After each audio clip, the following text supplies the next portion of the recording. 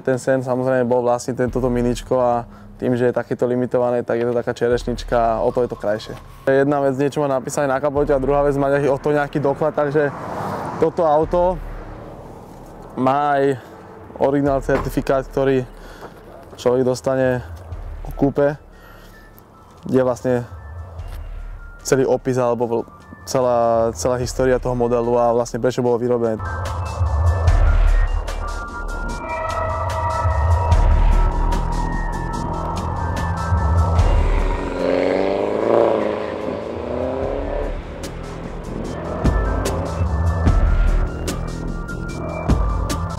Keď začneme spredu, sú to čierne svetlomety, proste tá výplň tých svetiel, tých xenonov je čierna. Všetky ostatné minička majú klasické biele. Sú tu karbonové prvky, či už vpredu, na spätných zrkadlách, alebo aj vzadu pri kufri. Čierne lakované disky, ktoré takisto patria do výbavy tejto limitovanej edície. Je to ten model motorický 211 koňový, čo fakt je aj cítiť a skrátka je to, čo sa týka minička, sú to najsilnejšie motory a proste najsilnejšie auta. Čo sa týka zadku alebo celkovej ešte úpravy, takisto ako som spomínal, sú tu karbonové prvky, či už pri kufri alebo dole pri výfukoch.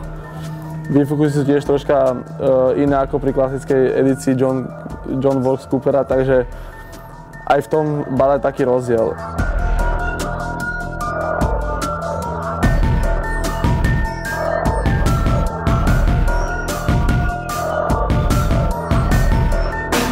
Keďže som bol veľký fanúšik Mistra Beana a jeho epizód, tak vlastne tento seriál mi dal najavo, že nejaké mini autičko existuje, ktoré sa mi veľmi páčilo a som si raz povedal, že ho budem vlastniť. Takže sa dá povedať, že som čakal na nejaký unikátny kus, na nejakú takú limitovanú sériu, aby fakt stálo za to a pred nejakými 2 rokmi pri príležitosti 50. narodenín tejto značky vydali týchto 500 kusov a ja som prakticky spravil všetko preto, aby som ho získal a teraz ho vlastním, takže som rád.